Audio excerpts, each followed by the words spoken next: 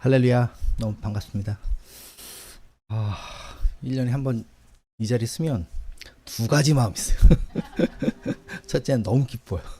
가족 같은 분들 또 같이 이렇게 진짜 전우죠. 같이 이런 분들 만나서 같이 예배한다는 것 자체가 제 마음에 큰 은혜가 되고 기쁨이 돼요. 또 하나는 두렵고 떨리는 마음이 있어요. 왜냐? 1년이 훅 지나갔네요. 또 주님 앞에 다시금 또 믿음의 경주 달려 같이 나가야 된다는 마음 때문에 주님 앞에 이 믿음의 경주 달려 나가야 되겠다라는 그런 마음이 듭니다. 오늘은 부활절이기 때문에 그리스도의 부활에 대한 말씀 좀 전하고요. 또 그 다음에 지난번에 왔을 때 선교복을 못했어요. 그래서 오늘 또 이제 선교복을 같이 나누고 이렇게 두 가지 좀 같이 하겠습니다. 한번 저를 따라해 보실까요? 예수께서 사망 권세 깨뜨리고 부활하셨다. 할렐루야. 아멘. 부활 신앙이 굉장히 중요합니다. 부활 신앙이 굉장히 중요해요. 근데 많은 분들이 예수님이 부활한 거랑 나랑 무슨 상관이야? 예수님이 2000년 전에 부활하셨잖아. 나는 오늘날을 살아가고 그게 뭐 어쩌라고 뭐 이렇게 얘기해요. 또 똑같이 비슷한 얘기를 하죠. 예수님이 2000년 전에 돌아가셨잖아요. 지금 오늘 우리 이 세상을 살아가는 우리에게 어떤 의미가 있나? 뭐 물으면 잘 몰라요. 잘 몰라. 네? 그래서 오늘은 부활 신앙에 대해서 한번 같이 이야기를 나누겠습니다. 제가 노안이 와가지고 글씨가 잘 안 보여요. 안경을 좀 이게 밑으로 내리는 수가 있습니다. 예수님께서 3년 동안 공생의 기간 동안 하신 대표적인 사역이 있습니다. 예수님이 하신 사역 대표적인 거 그것이 마태복음 4장 23절에 요약이 돼 있어요. 한번 볼까요, 같이? 예수님의 사역을 좀 알아야지 예수님께서 부활하신 의미도 또 우리가 알 수 있으니까요.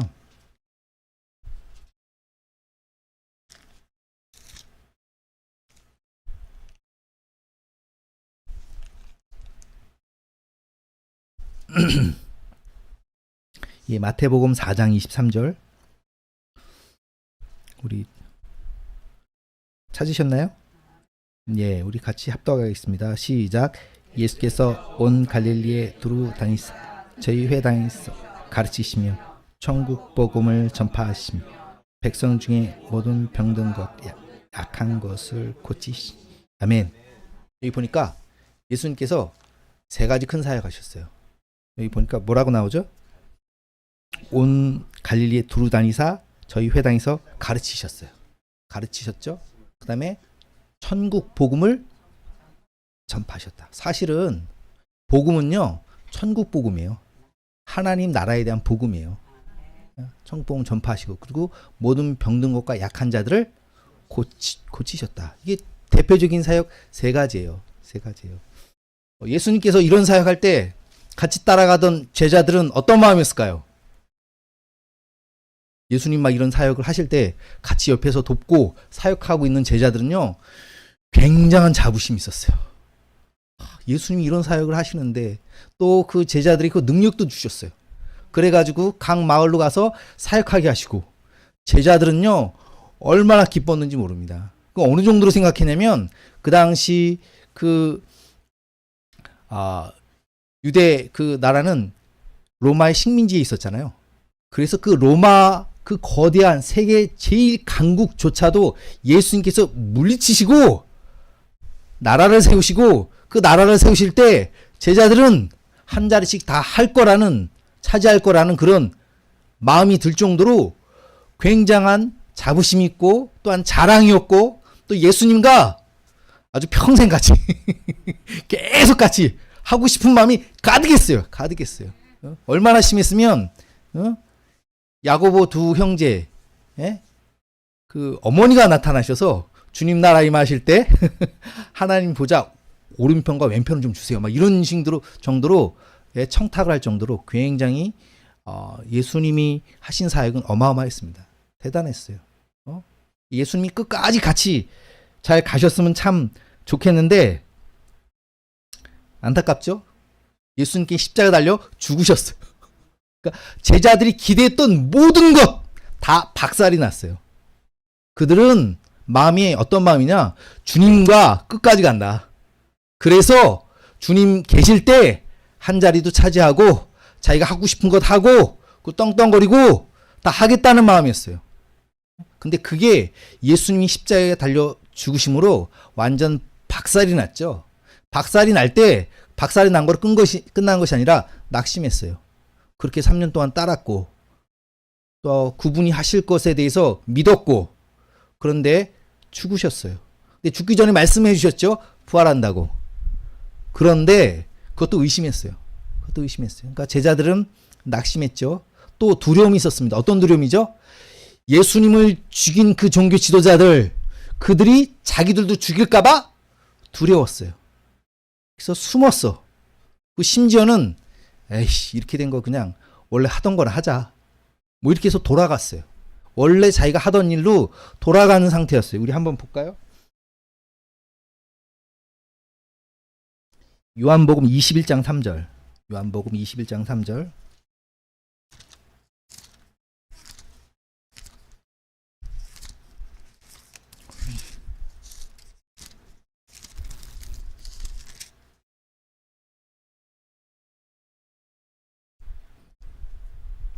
요한복음 21장 3절. 예, 다 찾으셨으면 우리 한 목소리로 같이 읽겠습니다. 시작. 시몬 베드로가 나는 물고기 잡으러 가노라 하니 가겠다. 나가서 배에 올랐으 그날 밤에 아무것도 잡지 못하였더니.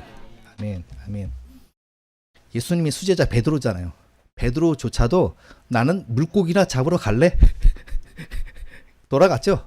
그러니까 다른 제자들 뭐라고 그랬어요? 나도 같이 가자. 그러니까 3년 동안 가르친 그 제자들 그 안에 믿음이라는 게 남아 있었는지 아주 의심할 정도로 그들은 완전히 바닥이었어요. 그만큼 낙심했다는 거죠. 얼만큼 예수님의 그 죽으심이 충격이었는지 이루 말할 수가 없어. 예? 완전 바닥까지 갔어. 그래서 그냥 하던 거나 하지 뭐. 이렇게 됐어요. 그런데 이것을 예수님이 아셨죠? 예수님이 아셔서 찾아가셨어요. 그리고 그들이 가졌던 두려운 마음, 또한 위축된 마음, 또한 상실된 마음을 위로해 주셨어요. 그리고 회복시켜 주셨어요. 부활 신앙이란 뭐냐? 낙심되고 상심하고 자기의 기대가 모두 박살난 사람들에게 주님이 찾아가셔서 주님이 살아계심을 증거하는 신앙이 부활 신앙입니다. 할렐루야. 지금 우리에게 가장 필요한 신앙이 무엇이냐? 부활 신앙이에요. 나라가 어렵죠. 네? 보통 일이 아니죠. 근데 나라만 어려운 게 아니라 우리 가정 형편이나 주변이나 뭐 어렵지 않은 사람이 사실 없어요. 다 그래. 응? 어제도 제가 저희 대학교 동기를 20년 만에 만났어요. 만나서 같이 얘기하는데 어렵다는 소리야. 네? 사업했는데 망했고 또 여러 가지 빚을 졌고 이것을 갚기 위해서 고전분투한 얘기를 한 시간씩 계속 듣고 왔어요. 결론은 뭐냐? 기도해 달라는 거예요. 자기가 좀 잘 돼서 주님을 위해서 헌신하고 싶은데 이게 안 됐어. 그래서 나를 위해서 좀 기도해 달라고 해서 그 수원까지 가서 그 집 복덕방을 하는데 공인중개사 하는데 거기 가서 기도해 주고 왔어요. 다 어렵죠. 어려워요. 이 시대, 이 지금 가장 필요한 것이 무슨 신앙이에요? 부활신앙. 낙심되고 어렵고 힘든 그 제자들을 위로해 주시는 주님이 살아나셨다는, 다시 사셨다는 그 부활신앙. 오늘도 그렇죠. 광야에서 그 이스라엘 백성이 광야 40년 동안 하나님께 불평하자 하나님께서 불뱀을 내보내시고 물리게 하셨어요. 그게 굉장히 괴로워서 기도했어요, 모세가. 그때 하나님께서 해주신 말씀이 뭐냐면 구리뱀을 높이 들라. 그래서 그 구리뱀을 쳐다보는 사람은 어떻게 돼요? 산다. 치유가 된다는 거예요. 상식적으로 생각해 보십시오. 뱀에 물렸어요. 근데 구리뱀을 쳐다봐. 그게 낫겠습니까? 나을 리가 없지. 뱀 물린 거랑 구리뱀 쳐다보는 건 무슨 관계야? 그냥 후시딘을 바르지. 후시딘을 바르면 혹시 효과가 있을지 몰라요. 그런데 주님이 약속하셨어요. 구리뱀을 쳐다보는 사람마다 치유가 된다고. 실제로 구리뱀을 쳐다보는 사람이 치유가 됐어요. 그 놀라운 역사, 그 효과, 그게 똑같이 2000년 전에 죽으시고 부활하신 그 예수님을 믿으면 2000년의 시간을 뛰어넘어가지고 오늘 우리에게 동일하게 적용된다고 주님이 말씀해 주셨어요. 그걸 붙잡는 사람은 2000년을 뛰어넘어서 오늘 살아계신 예수님을 붙잡을 줄 믿습니다. 질문 하나 할게요. 예수님이 승천하실 때 예루살렘에 성령을 받기 위해서 기다리라고 그랬잖아요. 몇 명이 그 말씀을 들었을까요? 500명이요. 오늘 나오죠? 500명에게 보이셨다고. 근데 그 중에서 몇 명이 남았어요? 120명. 380명은 도망갔어요. 도망갔다기보다도 그 말씀을 의심한 거겠죠. 결국 120명을 통해서 주의 사역이 이루어지고 또한 그들이 변화되었어요. 예수님이 부활하신 그 놀라운 능력 얼마나 클까요? 성경에 나와 있는 모든 능력 다 합해도 예수님을 부활시킨 그 능력만 못합니다. 한번 찾아볼까요? 에베소서 1장 17절에서 21절.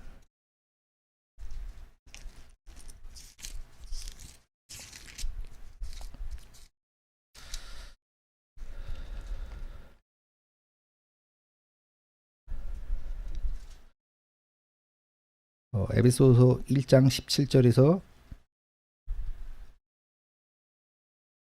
21절. 예, 우리 찾으셨으면 한 목소리로 합독하겠습니다. 시작.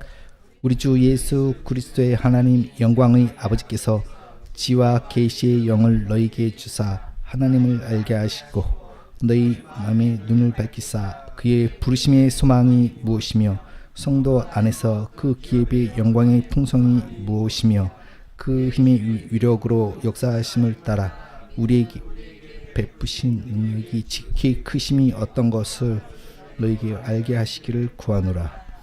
그의 능력이 그리스도 예수 안에서 역사하사 죽은 자 가운데서 하늘에서 제국에 앉으사 그는 통치고 있는 세와 능력과 주관과 이 세상이 아니라 오는 세상에 일컫는 모든 뛰어나게 하시고 한 절 더 읽습니다.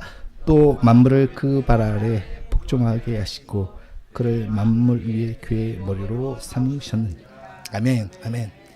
하나님이 가지고 있는 모든 능력을 통해서 그리스도를 부활하게 하셨고요. 그 능력이 우리에게 임할 줄 믿습니다.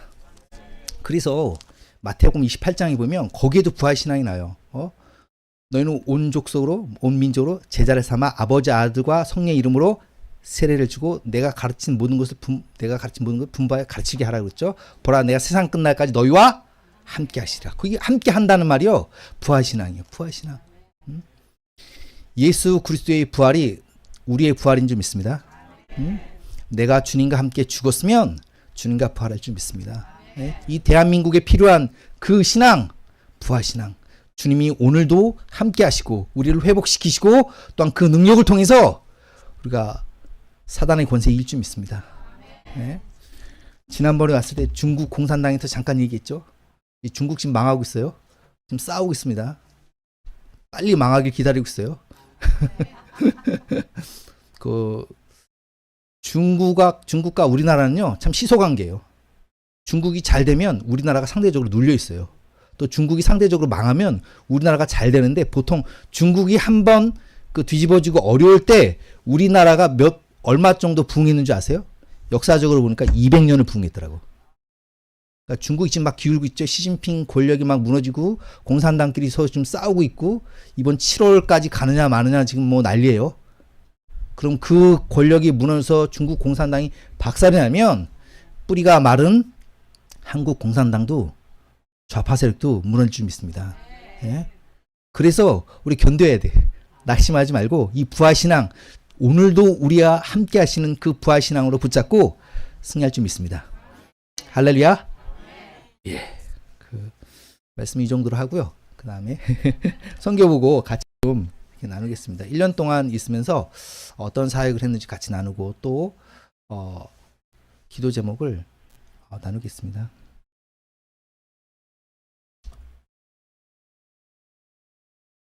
예, 우리 캄보디아 킬링필드. 캄보디아 하면 킬링필드죠? 죽음의 땅. 그래서 영상을 한 개 준비했는데 한번 좀 보시고 그 다음에 계속해서 성경복을 하겠습니다.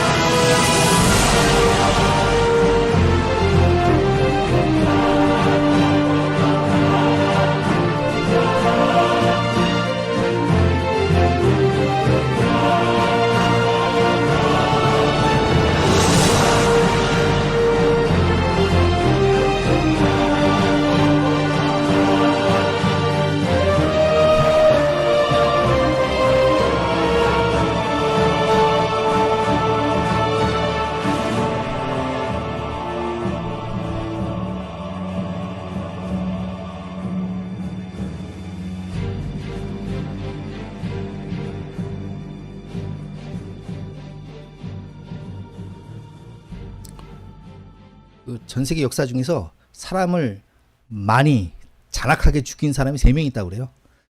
여러분도 잘 아시는 히틀러 아시죠? 히틀러. 세계 2차 대전을 일으킨 히틀러. 그 다음에 소련의 스탈린. 그리고 세 번째 폴폿. 폴폿이라서 폴폿은 아주 공산주의 사상에 아주 젖어들은 사람이죠. 그래가지고 공산주의 혁명을 할 때 방해되는 사람을 다 쓸어 죽였어요. 그래서 심지어는 얼굴색이 피부가 하얘도 죽였어. 왜냐하면 전통 캄보디아 사람은 하얄 수가 없어요. 다 혼혈이거나 중국계거나 이런 사람들은 피부색이 하얘니까 또 지식이니까 다 쓸어 죽였어요. 그러니까 여기서 보면 하얀 분들 앞에 그 한복 곱게 차려입고 이렇게 앉아 계시는데 바로 죽었어.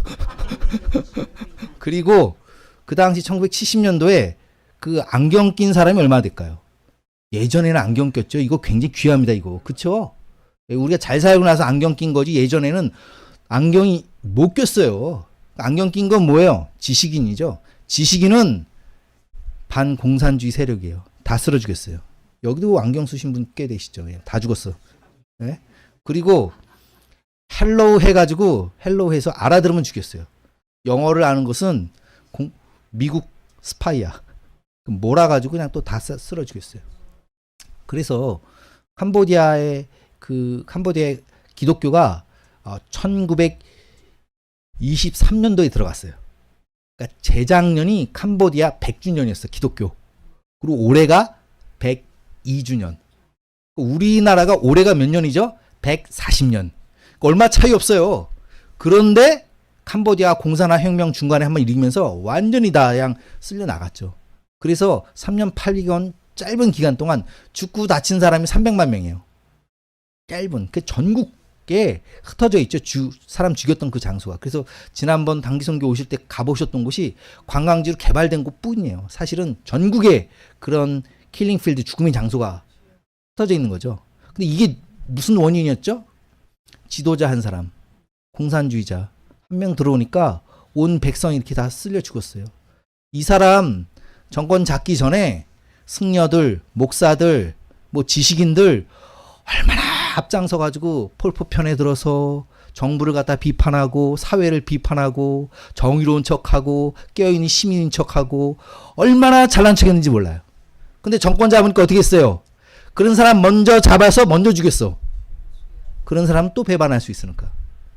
목사님들 정신 차려야 돼요. 지금 좌파들, 공산주의자들 편에 서서 그 앞에서 선포하는 사람들 있죠? 제일 먼저 죽어. 제일 먼저 죽어요. 네? 그게 캄보디아뿐만 아니라 베트남도 그랬어요. 베트남도 똑같아요. 이런 킬링 필드, 죽음의 땅, 이 땅이 지금은 뭐라고 말해요? 리빙 필드, 생명의 땅, 힐링 필드, 치유의 땅으로 바뀌어 나가고 있어요. 그런데 이 민족을 바꾸기 위해서 이 민족 자체 능력이 없어. 그러니까 전 세계에 흩어져 있는 크리스찬들을 보내주세요.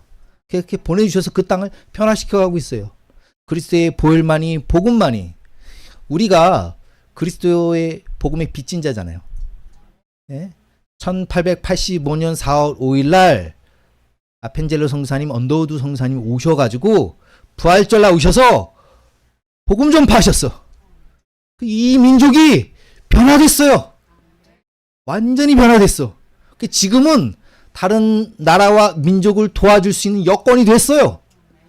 그럼에도 불구하고 그렇게 하지 않으면 주님이 가만히 두시겠냐고 그걸요. 네? 이렇게 세워주신 것, 이렇게 성장하게 해주신 것, 이렇게 번듯하게 해주신 것, 뭐 때문에 그렇습니까? 복음 전파 위해서.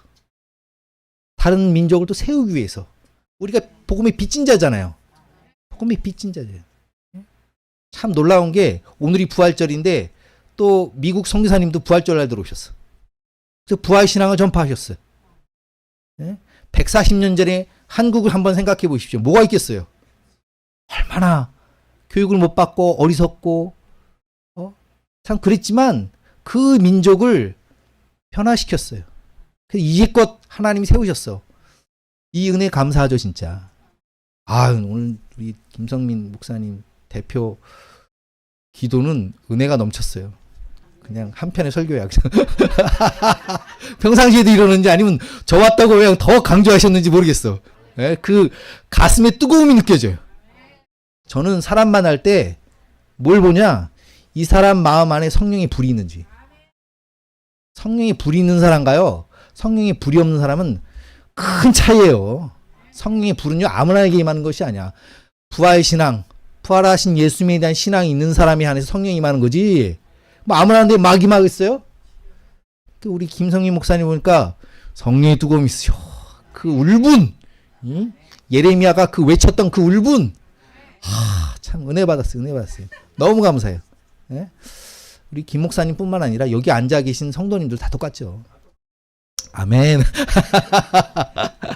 제가 우리 그 김 목사님이랑 임 목사님은 오래전서부터 알고 같이 교제했는데 참 두 분 참 신실하세요. 그리고 딱 보니까 여러분은 어떻게 볼지 모르겠어요. 저는 우리 열방생명생교회 평가할 때 적어도 우리 열방생명생교회는 그 넓은 시야를 갖고 계시더라고요. 넓은 시야. 또 구체적인 계획, 또 행동하는 용기. 이거 쉬운 거 같죠? 제가 아는 모든 교회 목사님들이 소망이 뭔지 알아요? 땅 사서 성전 건축하는 거야. 마음은 원인데 쉽겠어요? 요즘 같은 세상에? 네? 은행 이자가 얼만데요? 은행 이자가 할 수가 없어. 근데 우리 열방생명교회만 땅 사서 지금 건축해가지고 지난번 왔을 때 후평이 그 교회도 가봤어요. 얼마나 은혜롭게 잘 지었는지 모르겠어요.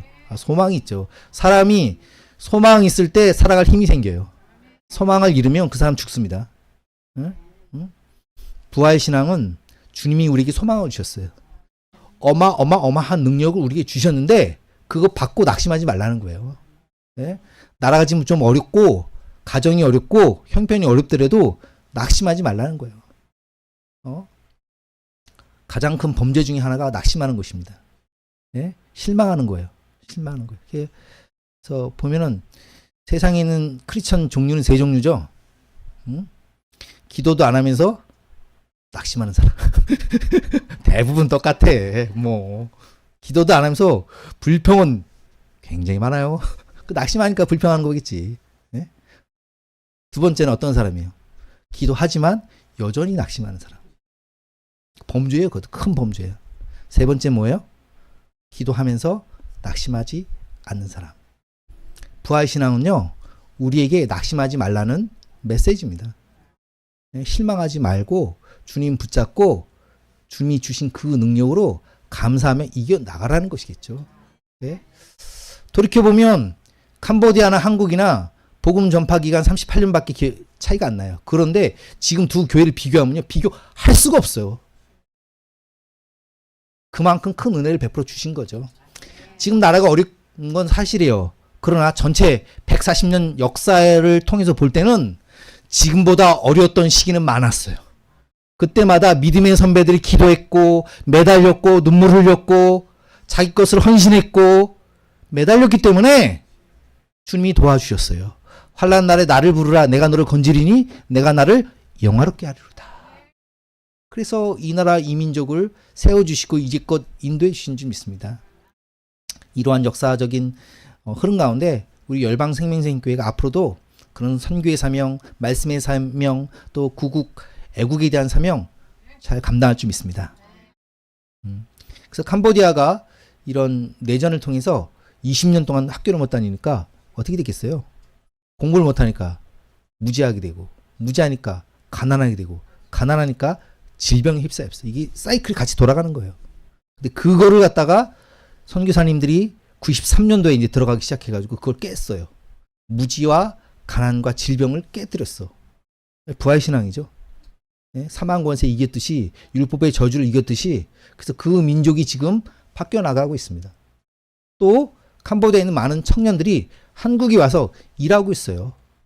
제가 우리 교회 청년들한테 물어봤어요. 대학을 갈래? 한국에서 일하고 싶니? 한 3분의 2는 한국에 가서 일하고 싶대요. 대학 가는 것보다도 한국 가서 일하는 게 더 좋다는 걸 알아요. 네? 한국은 캄보디아 사람들에게 있어서 로망이에요. 꿈이야. 거기 가서 일하는 것이 평생의 소원이에요. 지난번에 그 한국어 토픽 시험이 2만 명을 봤어. 젊은이들만, 아주 뛰어난 젊은이들만 2만 명 봤어요. 예전엔 커트라인이 85점이었는데 지금 130점으로 올랐어요. 여러분 생각해 보십시오. 우리가 영어 토플 6개월 공부하고 뭐 고득점 맞을 수 있어요? 어림도 없죠. 토플을 어떻게 해. 1년 공부해도 힘든데. 근데 애들이 6개월 공부하고 1년 공부해가지고 그거 붙어가지고 오는 거예요.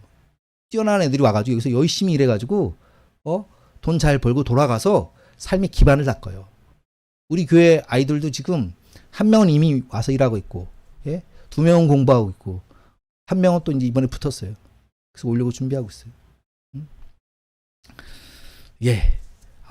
계속해서 성경 보고 좀 같이 보겠습니다. 현지 건축사역 해서 제가 그 2003년도에 이제 파송받아서 지금까지 23년 동안 이렇게 현지 교회를 섬길 수 있었고요. 그 중에 참 감사하게도 11개 교회를 건축했습니다. 11개 교회를 건축했고 그 중에 3군데를 담임을 했어요. 지금 3번째 담임을 하고 있고요.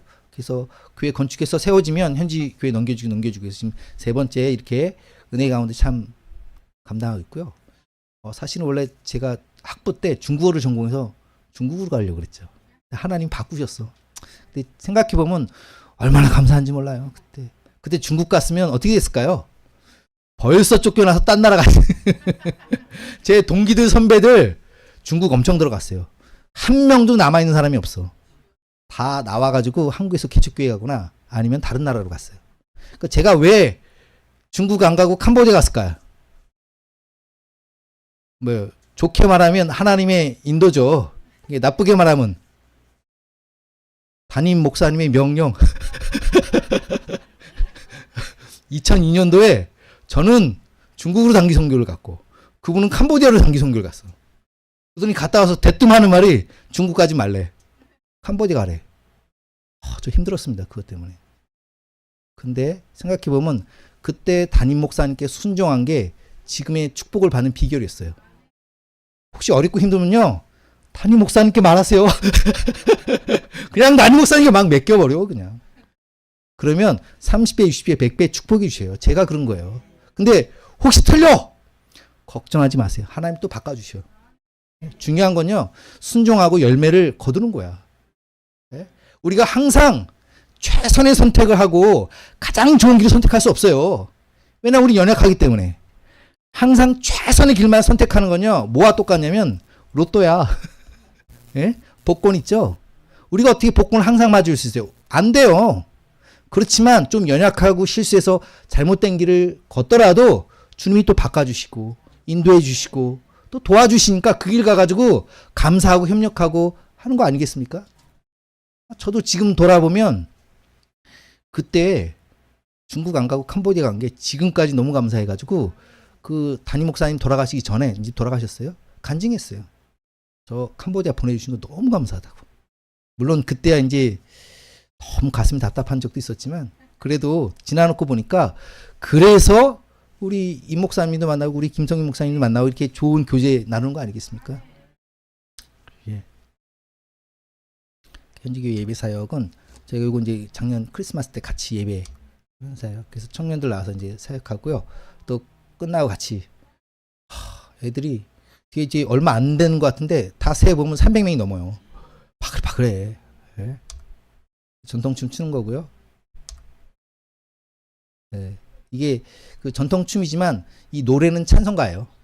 찬송가를 가지고 전통춤을 추는 거죠. 이제 우리 박혜영 선교사랑 우리 싹가나, 지금 싹가나는 지금 공부하고 있어요. 아동부 지금 교사하고 있는 청년이고요. 저랑 이제 아내 같이 찍었고요. 이제 제가 설교하고 있는 곳입니다. 요거는 이제 그 티셔츠를 후원 받았어요. 원웨이라고 그래서 저희 찬양단들, 예? 그래서 이제 딱 입혀서 같이 이제 사진 찍었습니다.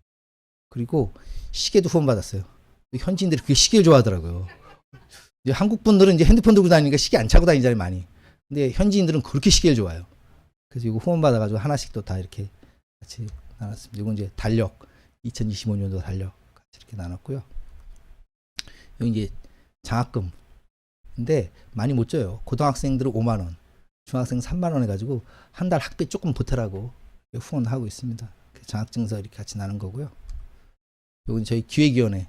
그래서 뭐 남성교회 회장, 여성교회 회장, 뭐 총무회계 서기 막 이렇게 모여가지고 같이 저희 교회 이제 일꾼들 이렇게 사진 찍었습니다. 이게 나눔과 구제 사역. 그러면 보통 이제 크리스마스 때 쌀 나누기 사역해요. 쌀도 나누고 그다음에 구제 물품, 옷가지 같은 것도 나누고 이렇게 하고 있습니다. 이건 이제 아동부 박형 성사가 그 아동부를 맡아서 전담해서 해요. 그래가지고 예전에는 박형 성사 맡기 전에 한 30명 나오는 것이 지금 뭐 적게 나오면 120명 나와.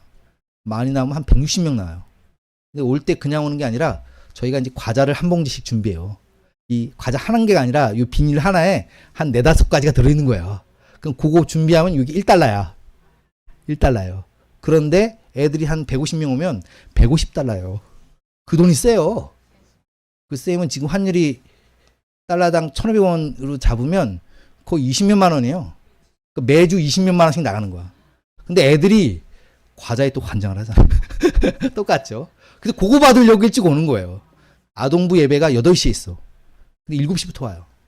올 때 그 복장이 있어. 위아래로 거지 같은 옷을 입고 동생 또 한 명을 손을 잡고 끌고 와. 어디서 오는지 모르지만 그걸 끌고 와가지고 기다리고 있는 거예요. 그러면 그렇게 긍휼의 마음이 생겨. 그 예수님께서 그 오병이어 베푸실 때 그 여러 모였던 사람들 불쌍히 여기는 마음이 있잖아요. 그러니까 저희가 이걸 끊을 수가 없어. 이 과자라도 나눠주고 하면 애들이 와서 먹고 또 자기는 오고 싶은데 못 오니까 부모님께 난리가 나. 그럼 부모님이 끌고 와. 그러니까 부모님이 기다리다 같이 말씀 듣고 거기서 변화된 분도 계시고 그 대회에 같이 참석하시고. 그래서 저희 교회 아동부는 매주 오병이어요. 너무 감사해요. 예전에 한국 교회도 그랬겠죠. 근데 지금은 그게 어려운데 캄보디아는 이제 그런 게 시작돼가지고 그렇게 은혜를 베풀고 있고 같이 교제를 나누고 있습니다. 그래서 아동부 아이들 한 100명 잘 가르치면 그 중에서 한 일꾼이 5-6명 나와요. 뭐 나이롱도 많이 나오지만 그나마 일꾼도 나와. 그럼 그 아이들이 어릴 때부터 나와가지고 청년이 돼가지고 또 헌신하고 봉사하는 게 얼마나 감사한지 모르겠습니다. 예전에 제가 이제 지하철에서 이 전단지 나눠줬어요. 그때 통계가 뭐였냐면 10,000명 나눠주면 한 2통 전화 와. 그만큼 어렵다는 거죠. 강팍하다는 거죠. 그렇지만 우리가 멈출 수가 없습니다. 이사명. 그래서 이제 설명하고 나눠주는 거 이제 그거 이제 아이들 이제 오면 자전거라도 타고 와야 돼요. 걸어오는 애들이 많이 없어요. 자전거 타고 같이 예배하고 이렇게 있고요. 이제 저희 공동 식사. 그래서 한 달에 매주 할 수는 없고 2번 정도 같이 공동 식사 이렇게 하고 있습니다. 이건 이제 논반족이라고 해서 그 한국식 이제 잔치국수예요. 같이 이렇게 나누는 것입니다. 요거는 이제 그 태양광 그 옆에 그 가운데 있는 분은 저희 교회 전도사님이시고요. 오른쪽에 있는 분은 이제 저희 뚜르뺑꾸루한 마을의 이장님이세요. 그 이렇게 이장님이라고 하면 뭐 별것 아닌 것처럼 여기지만 시골 동네에서는요 이장님이 왕의 왕. 땅 건물 팔고 살 때 이장님 사인이 없으면 이게 공증이 안 되는 거예요. 이분이 한번 마음 강팍하게 먹으면 교회 내쫓는 건 순식간이에요. 그리고 캄보디아 법이 절 중심으로 500m 안에는 종교 시설이 들어가면 안 돼요. 근데 조그만 마을에 500m면 그 마을 다 져. 그러니까 교회를 건축을 못해요, 법적으로 하면. 근데 이장님이 허락해주면 되는 거예요. 그러니까 절에서도 막 못하는 게 이장님이에요. 저희 교회가 500m 안에 있겠어요, 없겠어요? 있죠. 그 이장님이 허락해 주니까 이렇게 막 짓고 같이 하는 거예요. 또 한국 교회 그 스타일이 일단 그 건축이나 봉헌 예배 날짜 잡아놓고 후원한다고 막 쭉 밀어붙이잖아요. 근데 캄보디아 법은요, 교회 건축하기 전에 예배 허가서랑 그 건축 허가가 나야 돼요. 근데 그렇게 할 수가 없어요. 어떻게 해. 그러니까 다 지어놓고 나중에 받는 거죠. 그것도 누구 허락이 있어야 돼요? 이장님. 그 이장님이 중요해요. 이장님이 제가 캄보디아 여기 캄보디아에서 한국 나오기 전에 저에게 부탁을 하셨어요. 태양광 그 가로등 5개만 해달라고. 한 개 100불인데 좀 5개만 해달라고. 저희가 5개 해드렸어요. 어떻게 태양광 가로등이 필요하냐 그랬더니 저희 또르비앙꾸란 마을 그 길이 앞에 한 2km 돼. 2km 되는데 저녁에 그 가로등이 한 개도 없어요. 완전 깜깜해요. 그래서 자기가 그거 받으면 그 5개 받겠다는 거야. 그럼 좀 화나지 않겠냐. 그래서 저희가 5개 해드렸어요. 근데 거기 은혜를 받았어요. 그 뚜르비앙꾸란 교회도 있고 뚜르비앙꾸란 절도 있어요. 절이 100년이 넘었어요. 근데 절에서는 안 해줬대. 저희 교회에서 이제 해주니까 이분이 감동을 해가지고 자기 마을에서 4개 갖고 한 개는 또 근처에 있는 병원에 또 헌금했어요. 하고 이 소식을 또 경찰서에서 들었어요. 경찰서에서 또 하나 해달래. 또 경찰서에 또 하나 해줬어요. 그래가지고 2km인데 500m마다 하나 4개 이제 박은 거예요. 하나겠어요? 어둡겠어요? 하나죠. 근데 500m니까 너무 길어요. 옆마을 보니까 25m당 하나야. 15m 하나. 거기 화내. 근데 저희 마을은 깜깜해. 제 마음에 한 10개 정도 하고 싶어, 진짜. 나머지 좀 중간에 박아가지고.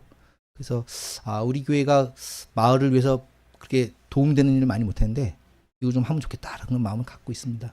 예, 좀 넘겨주시고. 코로나 극복 위기.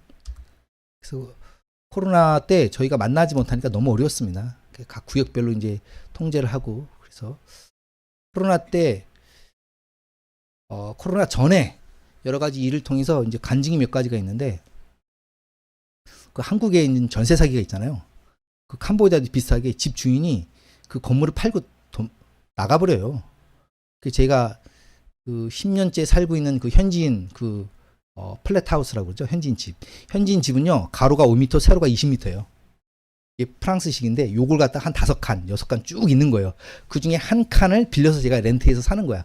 3층 건물이었는데 주인이 어느 날 그걸 다 팔고 새 주인이 와가지고 나가라고 그러더라고.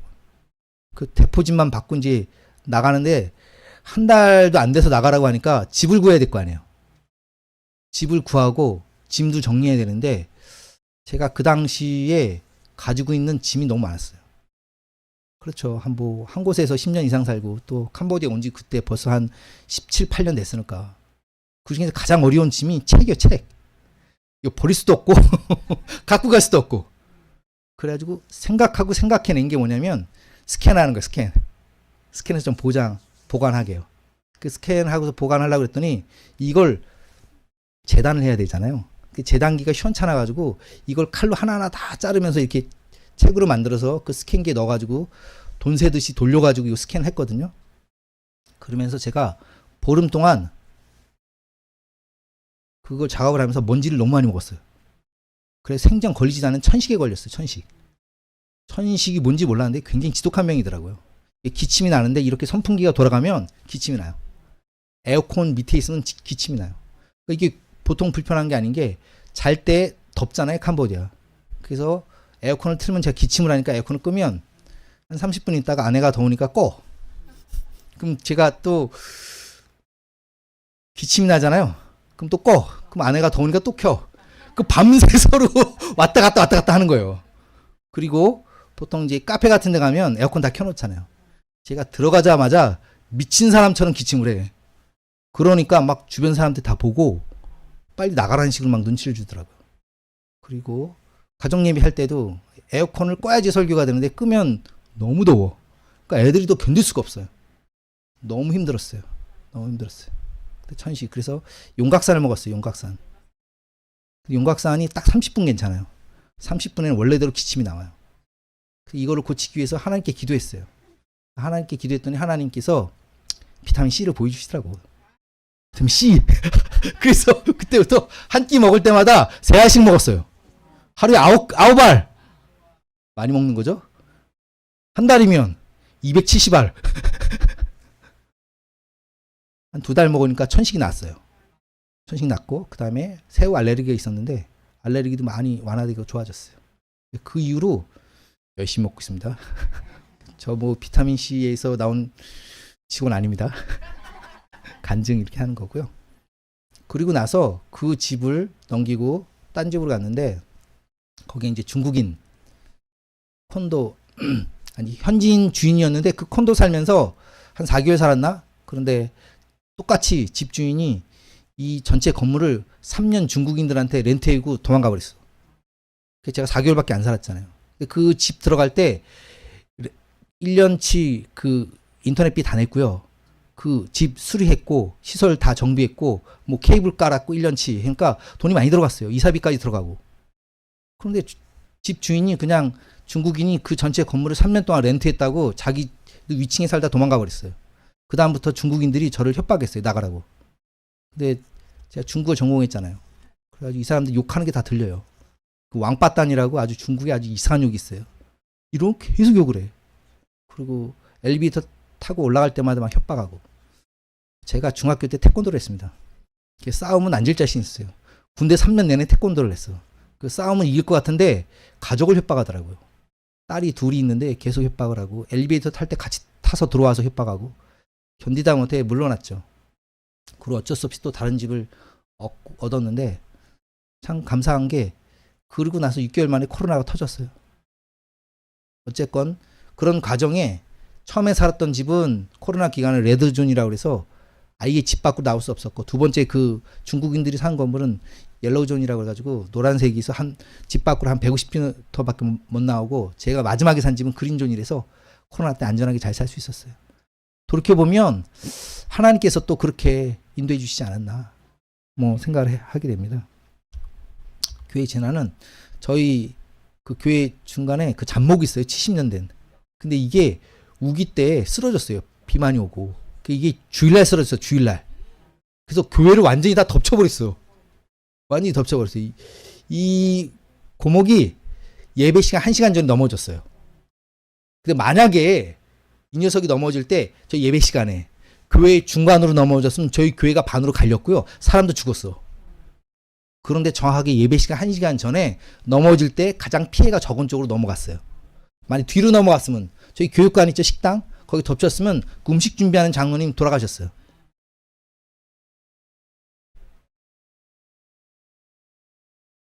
그 주일날 아침에 예배 드리려고 교회 갔더니 교회가 안 보여요. 누가 장난치는 줄 알았어. 근데 알고 봤더니 그 나무가 넘어졌더라고. 돌이켜보면 또 하나님께서 가장 피해가 적은 쪽으로, 물론 이제 기와장이 3, 40장 무너지고 천정이 또 다 날아가고 또 그래서 비가 오는 바람에 곰팡이 쓰고 난리가 나긴 했어요. 그나마 하나님께서 도와주셨어요. 응? 동네 사람들이 그 얘기를 하더라고요. 예수 믿어도 다 소용없다고. 나무는 다 쓰러진다고. 시편에 그런 말씀 있죠. 사람이 넘어지나 아주 엎드러지지 아니하면 여호와께서 그 손으로 붙으신다고. 우리가 어려움을 당할지언정 하나님께서 도와주시죠. 그래서 그 어려움을 이길 수 있었어요. 네, 어려움을 이길 수 있었죠. 또 신앙생활하면서 우연은 없죠. 우리 열방생명생교회 성도님들이 기도해 주셔서 저희가 살아남을 수 있었습니다.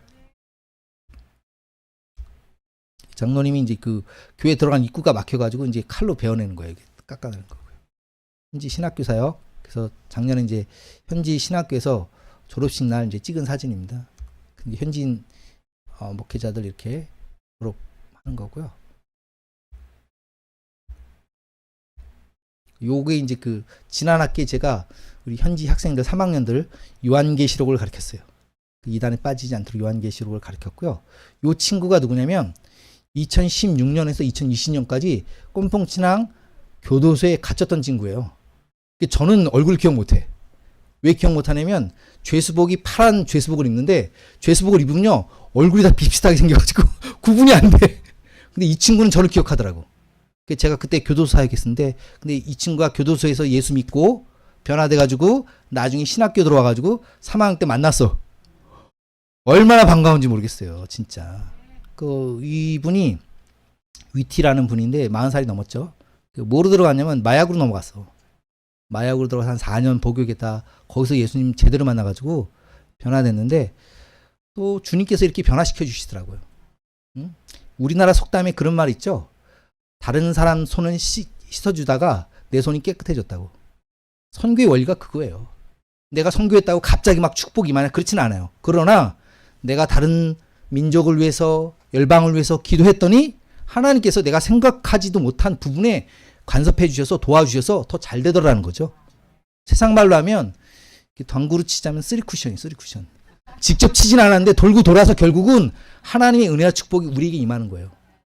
그래서 주님이 주시는 축복은요. 내가 직접 막 구하려고 해가지고 되는 게 아니라 어떻게 돌아다 우리 임하는 축복이에요. 우리가 하나님 앞에 기도하죠. 매달리죠. 복을 달라고.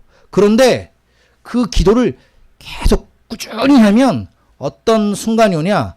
복의 근원을 만나는 타임이 옵니다. 그러면 내가 생각하지 않은 것조차도 주님이 이루어 주시고 해결해 주시고 또한 오히려 그 문제가 변화해서 복으로 바뀔 줄 믿습니다. 네? 그러니까 세상 사람들은 기복신앙이죠. 그냥 복만 받고 끝이야. 근데 우리는 거기에 멈춰줄 수가 없어요. 복의 근원을 만나야 될 줄 믿습니다. 선교도 마찬가지죠. 선교의 근원이 누구시겠어요? 예수님. 응? 기독교의 가장 큰 진리가 두 가지입니다. 딱 나오죠. 십자가와 부활. 또 하나 더 얘기하자면 선교죠. 응?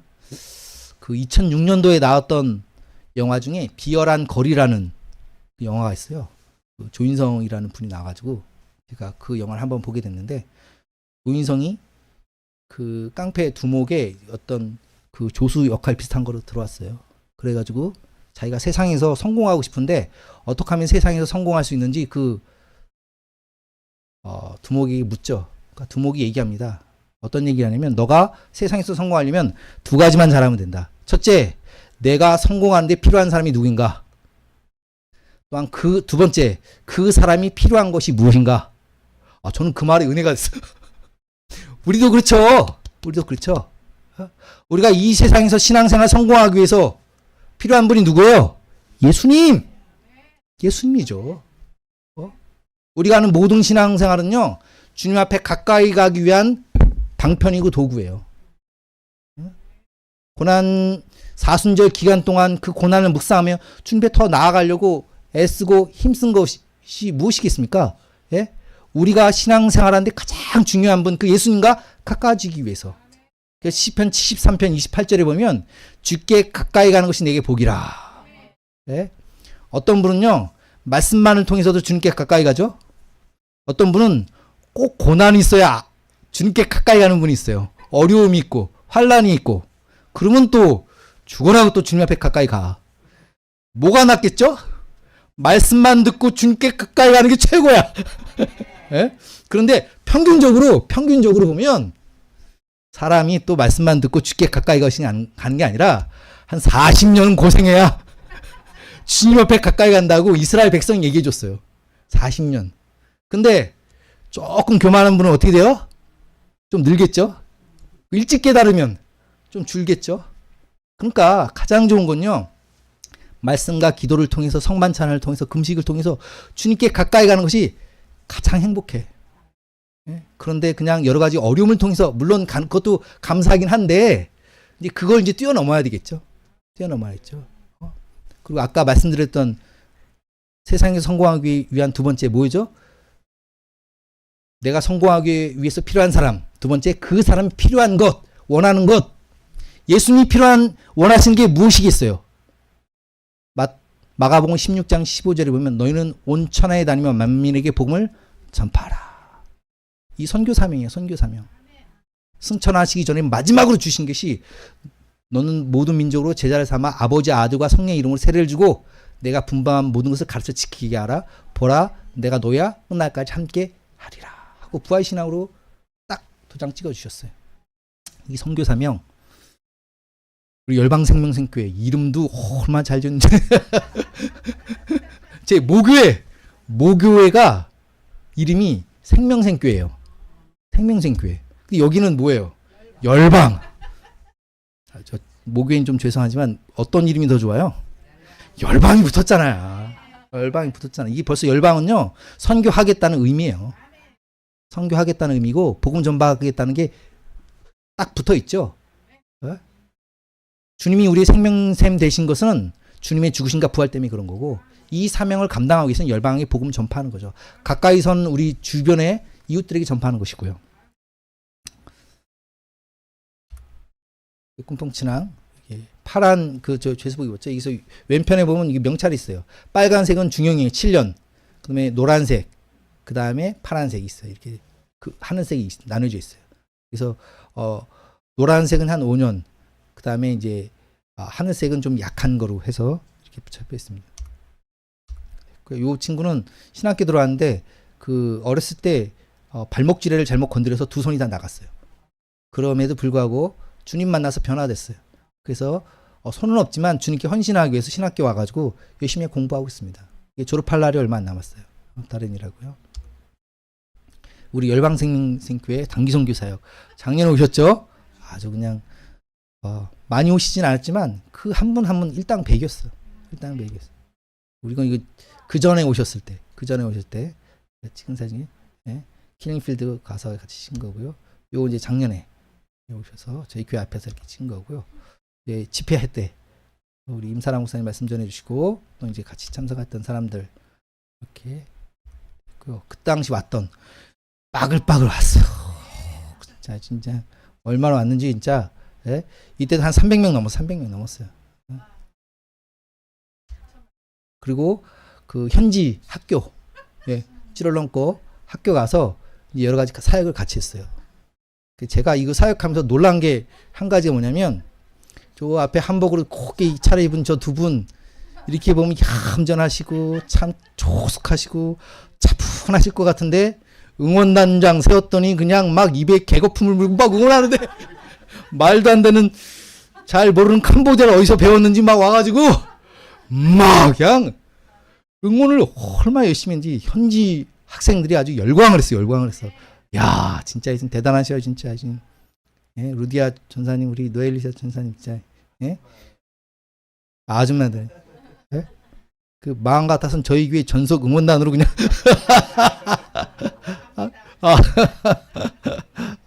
그래서 아주 그 전날 호텔에서 연습하는데 웃느냐고 정신을 못 차렸어. 하여튼 그냥 요거는 이제 그 현지 선생님들이랑 같이 이제 게임하는 거예요. 맨 앞에 우리 임 목사님 또 노전사님, 네, 다 루디아 전사님 계시네요. 그래서 끝나고 나서 이렇게 또 같이 복음도 전하고 물품도 나누고 이렇게 했습니다. 우리 현지 학생들 같이 이렇게 해서 네, 했고요. 학생들 이제 앙코르와트 가서 네, 아주 그 기간이 우기였는데 그때만 비가 안 왔어요 또. 여기 이제 보면 앙코르와트 그 건물 가기 전에 현지 무슨 상점에 들어가서 음료수도 마시고 물건도 사는데 제가 깜짝 놀랐어요. 흥정을 저보다 더 잘해. 그 안 되는 영화 캄보디아를 막 써가지고 물건을 깎기 시작하는데 현지인들이 다 기겁을 해요. 이게 아줌마 정신인지 아무튼 그렇게 물건을 잘 깎아요. 그래서 물건을 샀는데 얼마나 잘 샀는지 몰라요. 예, 앙코르와트 거기 올라가서 이렇게 찍은 사진입니다. 여긴 거기 야시장 같이 CM립도 올라가서 이렇게 다시 찍었고요. 또 이제 거의 끝나고 나오면서 이렇게 또 전체 단체 사진 한번 이렇게 찍었습니다. 저 파란 티가 우리 노엘리사 전사님 사주셔서 제가 얼마나 잘 입는지 모르고 지금도 캄보디아에서 입고 다녀요. 지금도. 네. 네. 네. 또 그때 그 코끼리 테라스 갔더니 거기 그 결혼 웨딩 사진을 찍고 있더라고요. 거기에 또 우리 임 목사님이 용감하셔. 어떻게 또 해가지고 같이 또 사진 찍어. 대단하시네요. 하여튼 그래서 그 웨딩 커플이랑 같이 또 막 또 이렇게 사진 찍고 막 이랬습니다. 또. 네. 나무가 대단하죠. 저 나무가 처음부터 저렇게 된 게 아니라 이 지붕에 떨어진 거죠. 지붕에 떨어져서 거기서부터 시작이 된 거예요. 거기서 시작돼 가지고 이렇게 쭉 이제 커졌는데 처음에는 사람들이 저걸 알고 나무를 다 잘랐어요. 근데 나중에 알고 봤더니 저 나무가 그 앙코르와트 사원을 지탱해 주는 거였어요. 그 지금 나무를 보존하고 있습니다. 바이온 사원 아주 하늘이 그냥 얼마나 깨끗한지 모르겠어요. 예. 이제 마지막 이제 배 푸른펜 와서 이제 또 메콩강 가서 이제 배 한번 또 이렇게 딱 탔습니다. 같이.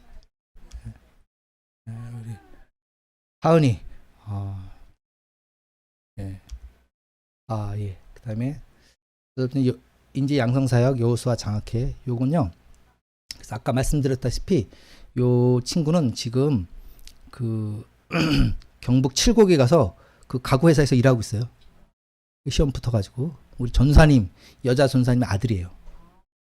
그리고 또 요 친구가 감사한 게 저희 교회를 11조를 내.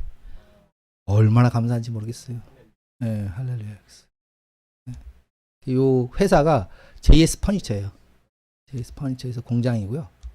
그래서 제가 가서 만나고 사진 찍고 격려하고 이렇게 했습니다. 요 친구는 이제 그 한국어 전문 학교 지금 2명 다니고 있어요. 요 두 자매 사카나 꾼티어. 예, 얼굴 맛있고요. 공부하고 있는 모습이고요. 그래서 이제 이 친구들은 그냥 한국어 공부하는 차원이 아니라 계속해서 성경 공부하고 말씀 사역하면서 요 두 명은 우리 교회에서 한국으로 선교사로 파송한다는 마음으로 지금 가르치고 있어요. 그래서 가서 복음도 전파하고 열심히 일해서 또 돌아올 수 있도록 격려하고 있습니다. 이 친구가 얼마 전 그 2만 명 중에서 커트라인 130점을 넘은 날이 붙었어요. 생긴 건 버리버리 어리버리 생겼는데 또 시험에 붙었어. 얼마나 감사한지 몰라요. 저는 떨어질 줄 알았어요. 근데 붙었더라고. 그래서 얼마나 감사한지. 얘도 지금 거의 그 초등학교 때부터 나왔던 애요. 저희 교회 아까 저기 전통춤 출 때 그 기타 쳤던 그 학생인데, 예. 나라 신지에서 지금 이제 계획한 한 10명 정도 생각하고 있어요. 그 후원금을 좀 받아가지고 이 아이들 그 한국어 공부하는데 학비, 교재비, 또 거기서 들은 비용을 지금 다 대주고 있어요. 한 명 한 명이 돈이 많이 들어요. 그렇지만 이 아이들에게 소망을 두고 열심히 지금 가르치고 있습니다. 캄보디아 우정대학교 요거는요. 캄보디아에 이 캄보디아 우정대학교가 있습니다. 요건 좀 이야기를 하자면 한국에 있는 그 부영 그룹에서 창원에 있는 창신대학교를 인수를 했어요. 근데 거기 창신대학교 안에 간호학과가 있어요. 이 간호학과가 캄보디아에 간호학과를 새로 세웠어요. 얼마 전에. 그래서 작년 12월에 제 아내 박희영 선교사가 그 학교 한국어 담당 또 행정 담당으로 정식 교수로 들어가게 됐어요. 그래서 감당하게 됐고요. 여기 위에 이제 그 시가 원앙 사랑으로 그러고 있죠. 그거 한 그 했어요. 그래서 캄보디아에도 많이 지었습니다. 들어와서 그 이중건 회장인가 그분이 그 캄보디아 장관을 만나서 캄보디아에 필요한 게 무엇이냐 그랬더니 장관이 하는 말이 우리 의료 시설이 필요하다. 그래서 간호대학을 세우게 되었어요. 그래서 거기 이제 작년에 이제 시작을 해가지고 올해 신입생을 처음 받았어요. 그래서 38명 들어왔다고 얘기하더라고요. 그래서 이제 요거가 또 이제 어떻게 스토리가 연결되냐면 지금부터 10몇 년 전에 그 저와 아내가 이렇게 차를 이렇게 운전하고 가면 앞에 트럭이 그 철근 같은 거 있죠. 철근 같은 게 이렇게 저희를 향해 딱 이렇게 있으면 아내가 그때부터 숨을 못 쉬는 거예요. 그리고 고가도를 이렇게 올라가려면 또 이렇게 숨을 못 쉬고요. 엘리베이터를 타면 또 숨을 못 쉬고. 그래서 무슨 일인가 이렇게 생각을 했죠. 근데 결정적인 사건이 다른 사모님이랑 같이 돈가스를 먹는데 갑자기 무슨 음성이 들렸대요. 무슨 음성이냐면 너 그 칼을 들고 저 잘못 찌르라고. 말도 안 되는 소리가 들린 거죠. 이게 봤더니 고황장애가 심해져가지고 조현병으로 간 거야. 조현병이 무슨 소리가 들리잖아요. 그리고 있지도 않은 일이 있었던 것처럼 막 느끼게 되고. 그래서 저희 가족이 그때 한번 무너졌습니다. 이걸 어떻게 해야 될지. 그래가지고 약을 먹었는데 이 약이 치료제가 아니더라고요. 그냥 전체적인 정신을 그냥 다운시키는 거야. 그래가지고 그걸 먹으면 사람이 멍해져요. 기운을 못 써. 그리고 회복되면 원래 상태로 또 돌아가는 거예요. 그러니까 치료제가 아니고 이게 위험하더라고요. 저희가 하나님 앞에 기도를 했죠. 하나님 앞에 기도를 했는데 하나님께서 뭘 보여주셨냐면 과도를 보여주세요. 과도. 아니 지금 고쳐달라. 매달리는데 말도 안 되게 칼을 보여주시면 어떡하자는 거야 지금. 예? 그래가지고 이제 아내랑 막 얘기를 했는데 거기에 실마리가 있더라고요. 그러니까 아내가 일찍 친모가 돌아가셨어요. 그러니까 계모가 들어오셨는데 이분이 아내가 어렸을 때 워낙 개구장이니까 어릴 때부터 그게 때렸나 봐. 그 때리는 것이 결혼하기 전까지 계속 때렸어요. 다 컸는데도. 그 때리다가 이 성에 안 차면 협박을 하는데 협박을 할 때 그 칼 있죠. 과도를 가지고 협박을 했던 거야. 근데 그때 그게 트라우마가 돼가지고 가슴이 딱 박혔던 거야. 그래서 선교지에서 한 10년 동안 고생하고 스트레스 받고 어려우니까 그때 그게 빵 터졌어. 그래서 공황장애로 가다가 조현병까지 간 거예요.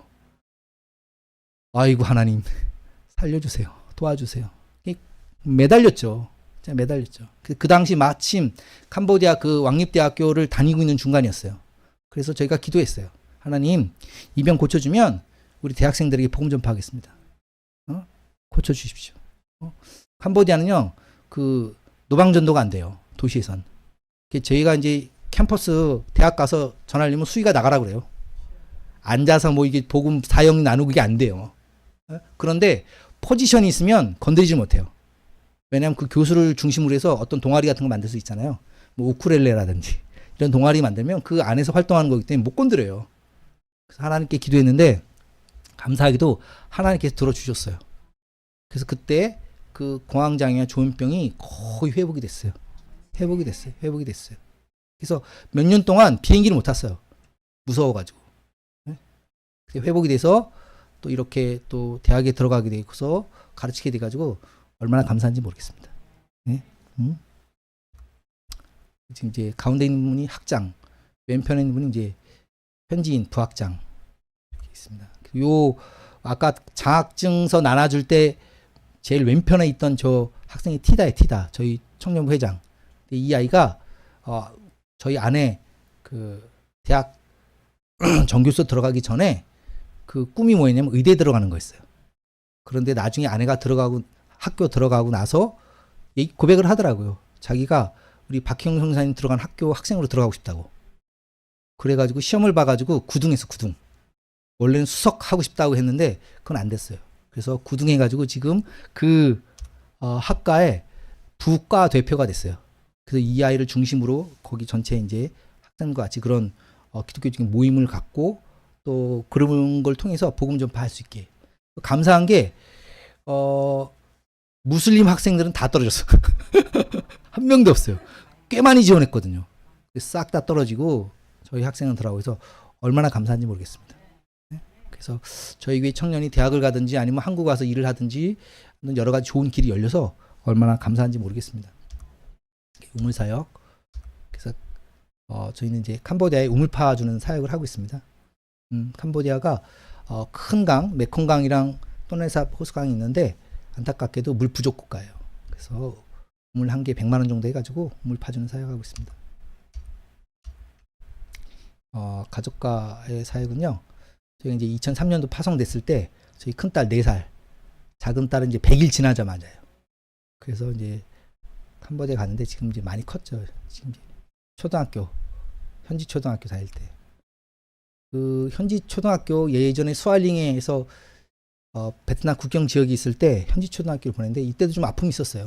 왜냐면 현지 초등학교는요. 선생님들이 그렇게 학생들을 때려요. 근데 외국인이라고 안 봐주더라고. 우리 애가 맞고 오니까 가슴이 찢어지더라고요. 그래서 그때도 기도했죠. 하나님, 우리 자녀들의 그 학원 문제를 좀 도와달라고. 진로 문제를 도와달라고. 하나님께서 나중에 푸놈펜으로 사역지를 옮기게 해주시고 또 꿈뽕처럼 옮겨주셔서 학교 잘 다니고 지금은 이제 졸업해서 큰애는 이제 그 문산에 있는 그 영어 유치원 교사 하고 있고요. 둘째는 지금 연대 물리치료학과 붙어서 원주에서 지금 학교 잘 다니고 있습니다. 저희가 이제 작년이죠. 한번 가족이 다 모이는 시간이 있어서 같이 임진각 가서 케이블카 탔어요. 네, 둘이 이제 많이 컸죠. 많이 커서 하나님께서 이렇게 가족에게도 큰 축복을 주셔서 어려움을 다 이기고 지금 잘 성장해서 얼마나 감사한지 모르겠습니다. 짧은 시간이지만 같이 말씀도 나누고 선교 사역에 대해서 같이 나눴습니다. 기도하겠습니다.